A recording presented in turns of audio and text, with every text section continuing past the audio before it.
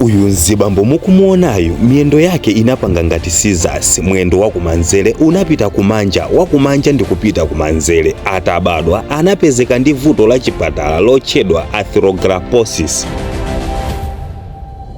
Dzina lake ndi Mate, ali ndi zaka 38 zakubadwa. Madotolo anati kuti abwezerese miyendo yake mmene imakhalira, ndiye kuti sangathenso kuyenda payekha monga mmene akuchitira, amayenda bwino lomwe. Koma anthu kwawoko amamutcha Sizamani, ndipo iye ati amakondwa ndi dzina limeneli.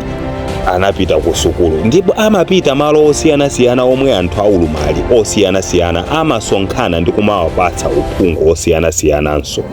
Moyo wake wa masiku onse iye ati ndi wokondwa kamba kuti ndi mwini mlengi anafuna kuti iye abadwe motere. Amasewera ndipo makolo ake akadaperekabe support kwa Mate. Osayiwala ife a Dean Studios tili ndi WhatsApp group ya online yomwe timagulisa zinthu zosiyanasiyana ndi kutumiza kosiyanasiyana pa mitengo yabwino. Ndisiya link mu comment box kwa omwe angafune kupanga join.